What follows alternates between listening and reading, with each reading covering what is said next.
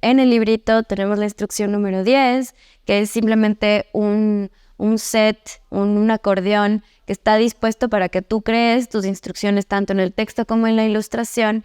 Y hay un QR ahí que si tú ingresas puedes enviarnos a nosotras tus instrucciones para no solo repostearlas en la página del Instagram del libro, sino también para quizás pensar en un futuro proyecto editorial, ¿no? Entonces la idea es que en este acordeón tú puedas construir tus propias instrucciones. Las primeras que nos llegaron fueron de una guagua que se llama Violeta, que tiene 8 años, y ella nos regaló sus instrucciones para cantar. Entonces, lindazo porque creó su propio personaje, que era entre una gatita, una niña, ¿no? Como una fusión ahí. Y era muy hermoso porque no solo veíamos las ilustraciones, sino que sus textos tenían una narrativa muy parecida a la mía y eso me encantó. O sea, me encantó ver que de una u otra forma mi mundo, ¿no? Se acerca al de ella y de repente creamos una cosa nueva, pero al mismo tiempo compartida.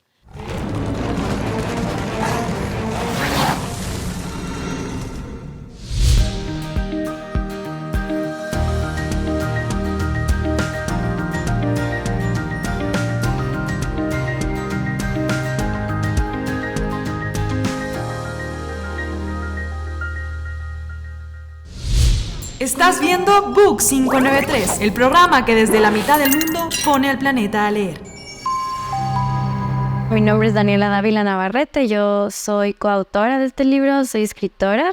Junto con Carmen Lucía Páez, que es quien hace las ilustraciones, hemos creado este universo de instrucciones para leer el mundo.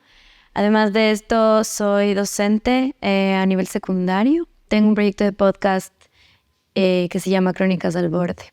Siempre he estado interesada en la mediación de lectura, en la literatura infantil y junto con otros colegas mediadores y mediadoras estamos impulsando la Corporación Libroteca Imaginada también. Entonces estoy como que en varios lugares, pero honestamente todos están relacionados con las infancias, las adolescencias y procesos que tal vez son educativos, pero están muy anclados a la narrativa, a la literatura, a la historia, ¿no? A los relatos, que es algo que realmente me mueve muchísimo. Yo pienso que todos hemos querido tener instrucciones para leer el mundo, ¿no? Un montón de momentos de la vida. Pero ¿nos puedes hablar de cuál fue ese momento que te debe haber hecho clic para escribir las instrucciones? Bien, creo que yo siempre me explicaba un poco el mundo por pasos, ¿no? Hay gente que, no sé, hace listas, hay gente que, no sé, tiene diferentes mecanismos para navegar el mundo. Y yo me explicaba las cosas por pasos, creo que siempre fue lo más sencillo para mí de entender cuando estaba aprendiendo algo nuevo, no sé, andar en bici sin las rueditas traseras. Necesitaba como dividir la acción en los diferentes pasos. Estuve en una obra de teatro de la Casa Mitómana y cuando salía de esta obra nos regalaban un pequeño papel que tenía unas instrucciones para encontrar objetos perdidos. Y fue lindísimo como hacer ese clic, ¿no? Darme cuenta que existía alguien más allá afuera que también dividía las cosas por pasos. En la pandemia, cuando conocí a Carmen Lucía Páez a través del Instagram, le dije, bueno, ¿por qué no hacemos este juego de sacar instrucciones ilustradas de aquí cada tanto? Cada semana en realidad sacábamos unos nuevos. Y lo lindo de eso era que tenía un lugar en donde podía como desfogar un poco esta forma mía de atravesar el mundo y en cada pequeña situación o mis rituales mínimos o situaciones cotidianas, de repente era irle encontrando a esa estructura de pasos que luego yo se lo pasaba a la Carmen y la Carmen le creaba este universo, ¿no? Con personajes, con mundos, ¿no? Fue un proyecto de Instagram básicamente y que la gente empezó a decir como, oye, ¿por qué no es un libro? ¿Por qué no es un libro? Y de repente fue como, sí, no, ¿por qué no es un libro?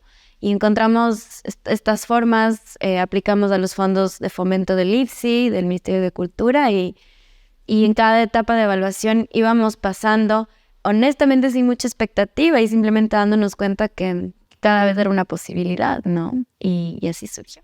Háblame un poquito más de ese encuentro por Instagram con Carmen, ¿no? La literatura suele creerse que el autor es un tema muy solitario, no es como de tenista, siempre jugando solo con tu raqueta, con tu pluma. ¿Cómo pasó ese momento mágico para que sea a dos plumas este libro?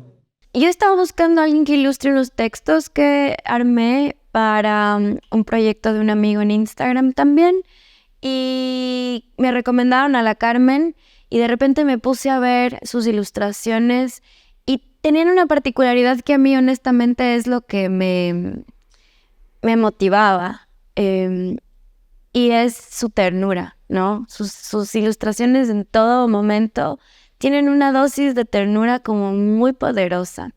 Y cuando nos conocimos me di cuenta que eso era algo que nos unía muchísimo, ¿no? Nosotras dos estamos siempre como jugando en el mundo, en nuestros mundos, ¿no? En la pandemia no nos podíamos ver, ¿no es cierto? Y era como loco que de repente a través de un aparato sentíamos que había como muchas cosas en común y muchas formas lindas.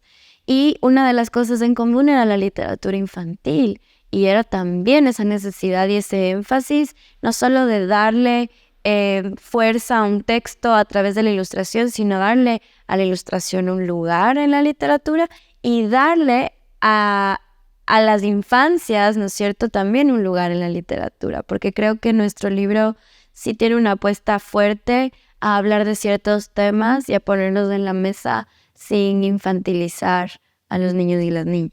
Debe hablar muchísimo con el público infantil, resonar la obra, tiene los stickers, tiene este espacio para escribir tu propio manual, es muy hermosa las ilustraciones, muy sencillas para que los niños incluso puedan completarlas, de colorear. Le habla sobre todo a todo aquel que tenga un niño interior, porque a mí como adulto me ha encantado el libro, me ha fascinado, y estos libros que nos permiten dialogar padres e hijos son muy interesantes. Sí, qué lindo lo que dices, porque creo que, claro, teníamos que marcar como una edad para el libro. Sí, lo pusimos desde los 9 años, porque es una edad en donde en realidad ya estás disparando como lector, ya lo haces solo, tienes también ya una noción entre la abstracción, las metáforas, lo concreto. Pero en realidad es un libro para todos, ¿no? O sea, no descartamos a los adultos, porque como bien dices, creo que la potencia de la literatura infantil cuando está pensada o anclada a la experiencia de la cotidianidad, de lo que atravesamos los seres humanos, lo que hace es potenciar eso que a todos nos sucede. A la final, como adultos, muchas veces decimos, no le hablen a los niños de estas cosas, ellos no entienden, o no puedes exponerle a esto porque es mucho, es muy fuerte. Pero está expuesto porque está en el mundo, ¿no? Es un actor más en el escenario, digamos, y sacarlo del escenario es básicamente invalidar esa experiencia y quitarle herramientas para atravesarlas, ¿no? Entonces, lo que es lindo es que la literatura infantil hace una apuesta, o la literatura infantil en la que nosotras creemos hace una apuesta porque a los niños y a las niñas se los ponga en escena o se los vea, porque pues no están ahí, se les devuelva la agencia y se valore sus experiencias vitales también como experiencias de aprendizaje para los adultos y para la gente en general. Este también puede ser un libro que permite a los adultos explorar sus propias vivencias desde un sentido más tierno, ¿no? Más de juego también, ¿no? Y que nos deje la oportunidad de reflexionar sobre esa cotidianidad que muchas veces en la vorágine de la adultez solamente la dejamos de lado. Se habla en este país de que no se invierte en la cultura. Otros, en cambio, dicen que ¿para qué existen estos institutos en los que se gasta la plata, en los que se les regala para que se publiquen obras que nadie ve? Yo personalmente te quiero decir, estoy agradecido de que el IFSI te haya dado este premio, porque así tenemos esta obra. Pero yendo más allá, ¿qué me puedes hablar, no, de estos fondos que existen? Tú dices que competiste sin mayor esperanza y ahora estás publicando tu obra, presentándola. ¿Qué importancia tiene que el Estado tenga este componente? El plan de lectura José de la Cuadra caducó y nadie más se preocupó por construir uno nuevo, ¿no? Y estar dialogando con todos los universos del libro, ¿no? No solamente la publicación, sino la mediación, el sector editorial, ¿no? Las librerías, etc. Entonces, creo que siempre va a ser controversial pensar en qué pasa en un país en donde la cultura, las artes, no son parte esencial de la política pública del Estado. Sin embargo, pensar que existen caminos que no deberían ser los únicos, ¿no? Pero existen y que hay de una u otra manera desde hace algunos años la oportunidad, como tú bien dices, de que los gestores, los artistas, podamos aplicar a este tipo de fondos y encontrar un poco una salida para poner en el mundo lo que hacemos. Y que un poco lo que pasa ahí, que creo que es valioso por lo que tú dices, es que cuando están ya en el mundo, la gente puede ver lo importante que es de que existan, ¿no? Y entonces ahí sí, desde la sociedad civil, presionar al Estado para que estas cosas pasen, se expandan y también para construir política pública sostenida en el tiempo, ¿no? Que podamos sostener este tipo de acciones a nivel de país en el tiempo. Ojalá así sea, Daniela, y aquí le motivamos a todos los lectores a disfrutar de esta hermosa obra y, como tú dices, a que con la compra del libro, con el consumo y con la presión ciudadana, damos presión para que el Estado siga invirtiendo en cultura, para que podamos seguir escuchando y disfrutando de los autores talentosos que tenemos, ¿no? Lo que falta es el camino para vender los libros, publicar, y como tú dices, para que puedas renunciar a la docencia y escribir más instrucción. Estás viendo Book 593, el programa que desde la mitad del mundo pone al planeta a leer.